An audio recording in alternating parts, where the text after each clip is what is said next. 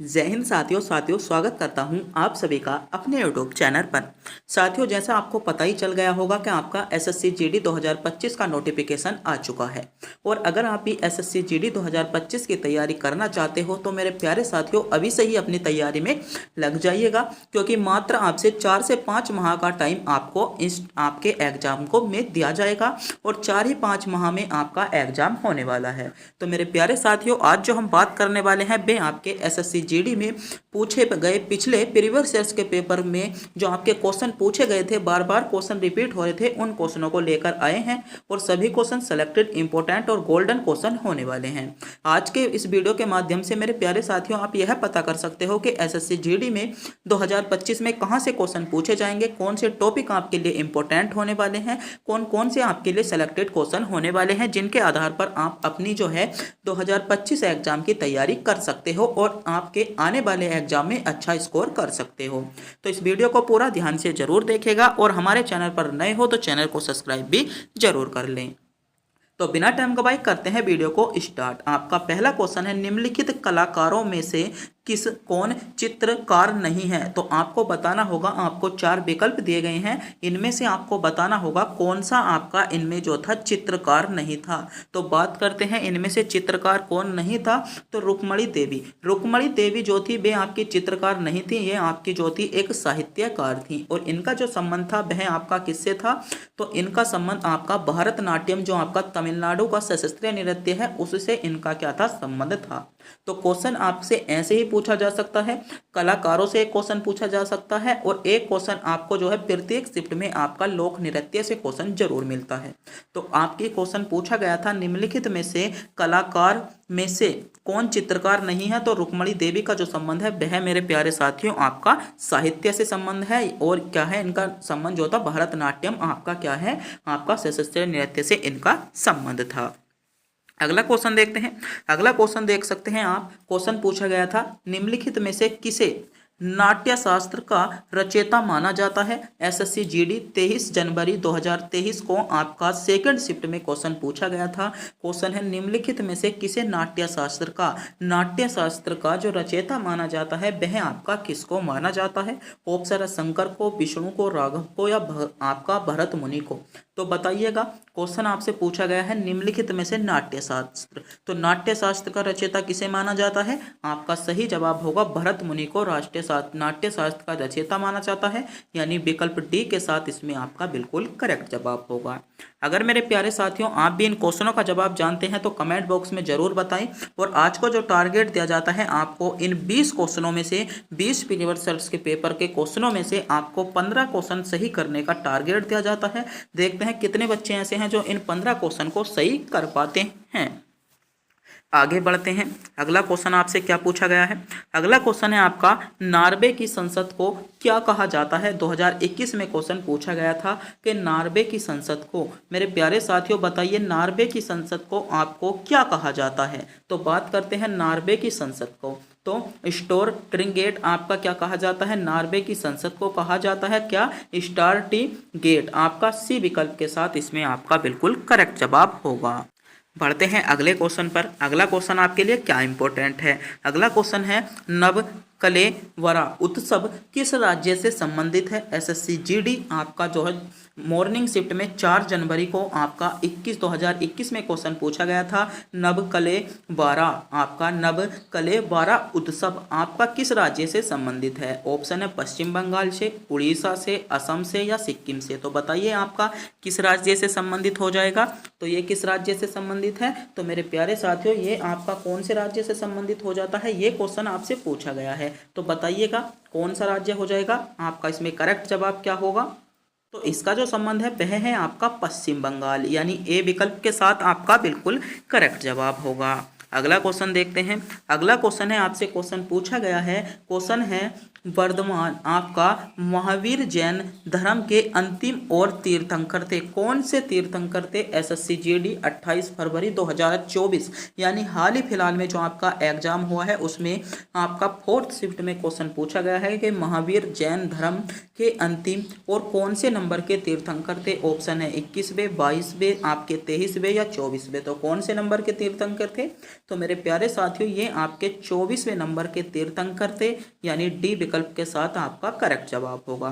बात करते हैं 23वें कौन थे। कई बार के 23 भी पूछ लिए जा सकते हैं। तो 23वें जो थे वे थे आपके पार्श्वनाथ। 23वें कौन से थे?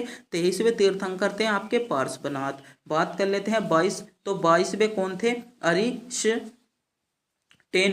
अरिस्टेनिम जो थे आपके कौन थे? वे थे आपके 22वें। और 23वें कौन थे? पार्श्वनाथ थे। बात करते हैं जैन धर्म के पहले तीर्थंकर की, तो वे थे आपके कौन से? ऋषभदेव। तो ये क्वेश्चन आपके लिए बहुत इंपॉर्टेंट होता है और एसएससी जीडी में किसी ना किसी शिफ्ट में यहाँ से क्वेश्चन जरूर पूछा जाता है और ये टॉपिक आपका एसएससी जीडी के लिए बहुत इंपॉर्टेंट बन जाता है। अगला क्वेश्चन पर विचार करते हैं।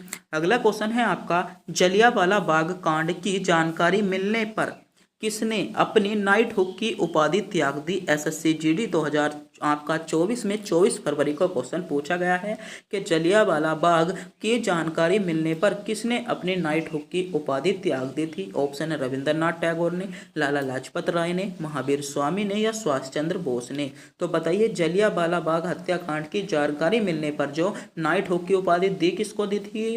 तो मेरे प्यारे साथियों नाइट हुक की जो उपाधि दी थी वह आपकी रविंद्रनाथ टैगोर को दी गई थी और इन्होंने ही क्या थी? अपनी नाइट हुक की उपाधि त्याग दी थी, यानी ए विकल्प इसमें आपका सही जवाब होगा।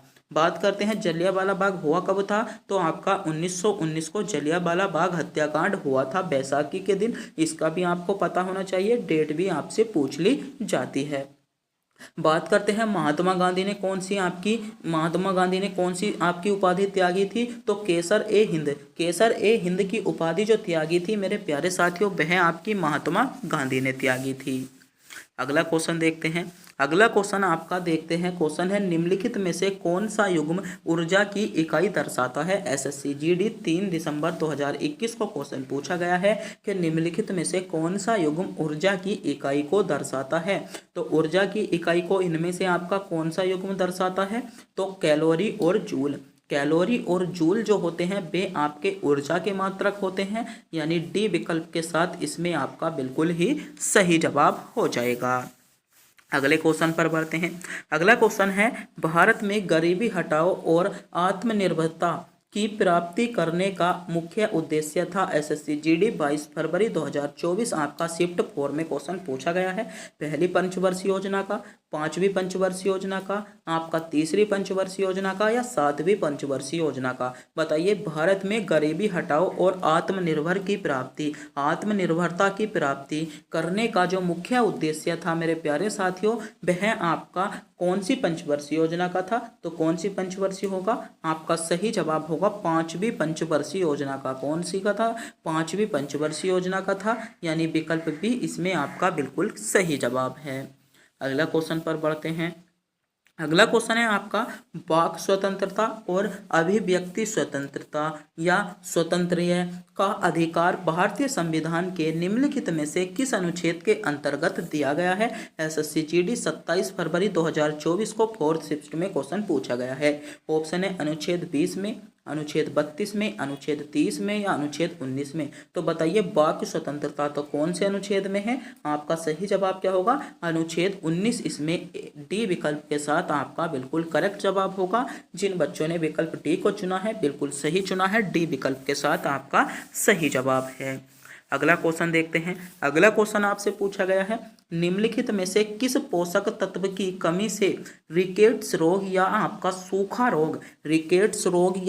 सूखा रोग नामक बीमारी होती है? एसएससी जीडी में क्वेश्चन पूछा गया है 2019 में।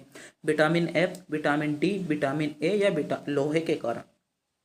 तो निम्नलिखित में से रिकेट्स या सूखा रोग कौन सी की कमी के कारण होता है? तो विटामिन डी की कमी के कारण होता है। आपको ध्यान रखना होगा, विकल्प बी के साथ आपका इसमें बिल्कुल सही जवाब होगा। बात करते हैं लोहे के कारण, तो लोहे के कारण जो मनुष्य के शरीर में हीमोग्लोबिन की कमी आ जाती है। विटामिन ए के कारण कौन सा रोग होता है? आपका रतौंधी रोग होता है। विटामिन बी की बात करें तो विटामिन बी की कमी के कारण आपका बेरी रोग होता है। विटामिन सी की बात कर लें तो विटामिन सी की कमी के कारण आपका स्कर्वी रोग होता है। और विटामिन डी की कमी के कारण कौन सा रोग होता है? तो रतौंधी रोग आपका विटामिन ई के कारण होता है। विटामिन ई की बात करें तो आपका सेक्स करने की जो क्षमता कम हो जाती है या आपका नपुंसक लिंग जो होता है विटामिन ई की कमी के कारण आपका हो जाता है। आगे बढ़ते हैं। अगला क्वेश्चन आपसे क्या पूछा गया है? अगला क्वेश्चन है, निम्नलिखित में से कौन सा जानवर बिल में नहीं रहता है? एसएससी जीडी आपका 2021 में क्वेश्चन पूछा गया है। निम्नलिखित में से कौन सा जानवर बिल में नहीं रहता है? तो कछुआ आपको, और सभी जो ऐसे भी इसमें कुछ नाम दिखाई दे रहे होंगे आपको जो आपने कभी नहीं सुने होंगे, मगर कछुए को आपने बिल में नहीं देखा होगा। आपका इसमें ए विकल्प के साथ ही आपका बिल्कुल करेक्ट जवाब होगा। ए विकल्प को पढ़ने के बाद ही आपको इसका उत्तर मिल जाएगा।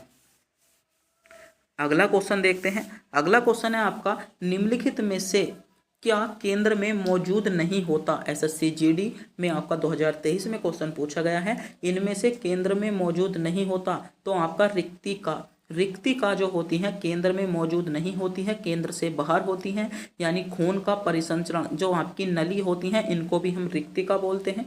इनके सारा कारण आपके हार्मोन्स, आपका रक्त परिसंचरण आपका रिक्तिका के ही कारण चलता है। और जो मस्तिष्क से आपका संदेश भेजा जाता है रिक्तिका के माध्यम से ही आपको भेजा जाता है।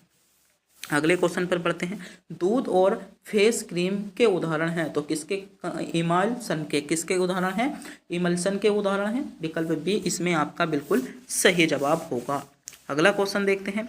अगला क्वेश्चन है, चुंबकीय क्षेत्र रेखाएं खींचने के लिए किस उपकरण का प्रयोग किया जाता है? एसएससी जीडी में आप देख सकते हो, आपका 7 मार्च 2019 को थर्ड शिफ्ट में क्वेश्चन पूछा गया था कि चुंबकीय क्षेत्र रेखाएं खींचने के लिए किस उपकरण का प्रयोग किया जाता है। तो इसके लिए हम जो करते हैं कंपास का प्रयोग करते हैं, यानी विकल्प डी के साथ इसमें आपका बिल्कुल ही सही जवाब होगा।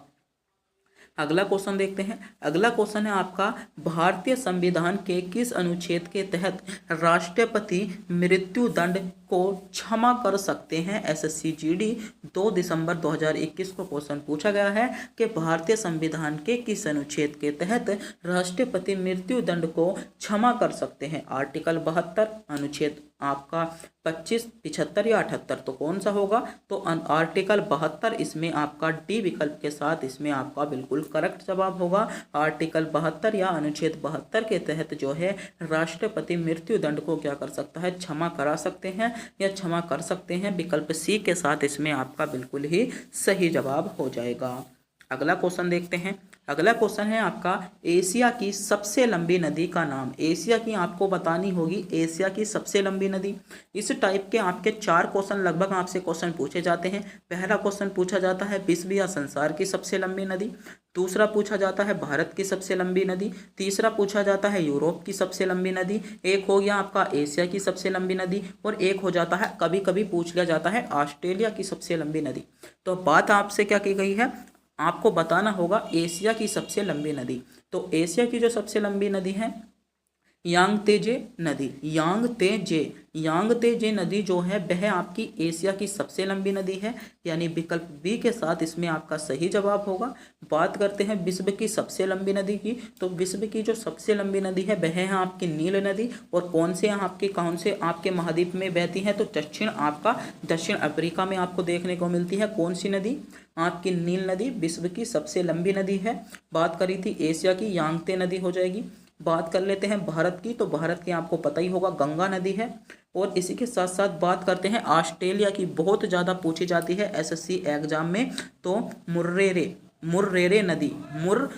नदी जो है वह आपकी ऑस्ट्रेलिया की सबसे बड़ी नदी है। ये क्वेश्चन आपके लिए नया क्वेश्चन हो सकता है, तो इस क्वेश्चन को आप नोट कर लीजिएगा, क्योंकि ये क्वेश्चन आपको एग्जाम में देखने को मिल सकता है। अगला क्वेश्चन देखते हैं। अगला क्वेश्चन है आपका, दिल्ली, मुंबई, चेन्नई और कोलकाता के चार प्रमुख शहरों को जोड़ने वाला स्वर्णिम चतुर्भुज परियोजना का हिस्सा है एसएससी जीडी में। तो कौन सा है? तो आपका सही जवाब होगा भारत माता। ये भारत माला नहीं है, भारत माता है, यानी बी विकल्प के साथ इसमें आपका सही जवाब होगा। अगला क्वेश्चन देखते हैं। अगला क्वेश्चन है भारत के सबसे दक्षिण सिरे का क्या नाम है, या भारत का जो सबसे दक्षिणतम बिंदु है उसका क्या नाम है। भारत का सबसे उत्तरी बिंदु पता होना चाहिए, सबसे पूर्वी बिंदु पता होना चाहिए, सबसे पश्चिमी बिंदु आपको पता होना चाहिए। तो बात करी गई है भारत के सबसे दक्षिणी आपके शिले की। तो भारत का सबसे दक्षिण शिला कौन सा है? तो आपका इंदिरा पॉइंट। इंदिरा पॉइंट जो है भारत का सबसे दक्षिणतम बिंदु है या दक्षिणतम सिरा है, आपको ध्यान रखना होगा। विकल्प बी के साथ आपका सही जवाब होगा। इसी के साथ साथ बात करते हैं सबसे उत्तर में कौन सा है। तो इंदिरा कोल है। कौन सा है? इंदिरा कोल आपका सबसे उत्तर का है। पूर्व की बात करें तो किथुबू है। आपका कौन सा है? अरुणाचल प्रदेश में किथुबू आपका भारत का सबसे पूर्वी हिस्सा है। बात करते हैं सबसे पश्चिम में, तो सबसे पश्चिम में भारत का कौन सा हिस्सा है? तो गोहर माता। गोहर माता आपका क्या है? तो आपका जो गुजरात वाले एरिया में है, सबसे क्या है पश्चिम में जाकर स्थित है। बात कर कभी कभी क्वेश्चन आपसे पूछ लिया जाता है कि इंदिरा पॉइंट का प्राचीन नाम क्या था, तो इस क्वेश्चन को भी आप पता कर लीजिएगा। कभी आपको से यहाँ से ही क्वेश्चन बन जाए और आप भूल जाए। तो पिंग मिलियन क्या है पॉइंट, पिंग मिलियन पॉइंट जो है वह आपका इंदिरा पॉइंट का प्राचीन नाम भी है। अगला क्वेश्चन देखते हैं। अगला क्वेश्चन है आपका उत्तराखंड के कुमाऊं क्षेत्र में लोकप्रिय तलवार नृत्य को क्या कहा जाता है। ऑप्शन है कत्थक, धूमर, लवड़ी या छोलिया। तो उत्तराखंड में जो कुमाऊं क्षेत्र है उसमें जो तलवार नृत्य होता है तो उसको क्या कहा जाता है। तो आपका सही जवाब होगा छोलिया उसको कहा जाता है। क्या कहा जाता है? छोलिया कहा जाता है। विकल्प डी के साथ आपका सही जवाब होगा। अगर आप इस क्वेश्चन को ऐसे भी नहीं जान सकते हो तो ऐसे भी पता कर सकते हो, जैसे कत्थक कहाँ का है? कत्थक आपका यूपी का है। धूमर नृत्य कहाँ का है? धूमर का आपको पता होगा राजस्थान का है। लबड़ी कहाँ का है? तो महाराष्ट्र का है। तो एक ही बचा आपका छोलिया जो कि उत्तराखंड का है। तो इसी प्रकार से आप इस नृत्य को क्या कर सकते हो, जब आप इलिमिनेट करके भी क्वेश्चनों को क्या कर सकते हो, पता कर सकते हो। अगला क्वेश्चन आपसे पूछा गया है राजतरंगिणी के लेखक कौन है। बताइए राजतरंगिणी के लेखक कौन है। कई बार क्वेश्चन रिपीट हुआ है और हर साल किसी ना किसी एग्जाम में आपको देखने को मिलता है। इस क्वेश्चन को मैं 3 स्टार दूंगा क्योंकि ये क्वेश्चन आपको 100% इस क्वेश्चन की गारंटी लेता हूँ किसी ना किसी शिफ्ट में आपको देखने को मिलेगा। राजतरंगिणी के लेखक कौन है? ऑप्शन है कालिदास, चंद्रबरदाई, कल्हण या जयदेव। तो बताइए राजतरंगिणी के लेखक आपसे पूछा गया है, राजतरंगिणी के लेखक कौन है। तो बताइए मेरे प्यारे साथियों राजतरंगिणी के लेखक आपके कौन होंगे। तो राजतरंगिणी के लेखक की बात करें तो राजतरंगिणी के जो लेखक हैं वह हैं आपके कल्हण, यानी सी विकल्प के साथ इसमें आपका बिल्कुल सही जवाब होगा। अगले क्वेश्चन पर बढ़ते हैं। अगला क्वेश्चन है निम्नलिखित में से किसे भारतीय सिनेमा के जनक के रूप में जाना जाता है। तो भारतीय सिनेमा के जनक के रूप में जो जाना जाता है दादा साहेब फाल्के को जाना जाता है, यानी सी विकल्प इसमें आपका सही जवाब होगा। अगला क्वेश्चन है हर साल किस दिन विश्व भूख दिवस। तो विश्व भूख दिवस आपका कब बनाया जाता है? 28 मई को बनाया जाता है। आपको ध्यान रखना होगा, सी विकल्प आपका सही जवाब है। तो आज के जो क्वेश्चन थे सभी क्वेश्चन सेलेक्टेड इंपॉर्टेंट और गोल्डन क्वेश्चन थे जो मेरे प्यारे साथियों आपको सीधे आपके एग्जाम में मिलने वाले क्वेश्चन थे। तो मेरे प्यारे साथियों आज का जो आपका प्रैक्टिस सेट था ये प्रीवियस रिसर्च के क्वेश्चन का था। इसके माध्यम से आप यह पता कर सकते हो कि आपसे कहाँ से क्वेश्चन पूछे जाते हैं, कौन कौन से टॉपिक आपके इंपॉर्टेंट होने वाले हैं, किन टॉपिकों से आपसे क्वेश्चन देखने को 100% क्वेश्चन देखने को मिलते हैं। तो मेरे प्यारे साथियों वीडियो अच्छी लगी हो वीडियो को लाइक और इसी प्रकार की वीडियो पाने के लिए हमारे चैनल को सब्सक्राइब और अपने दोस्तों के पास वीडियो को भी शेयर जरूर कर दें। तब तक के लिए मिलते हैं अगली वीडियो में।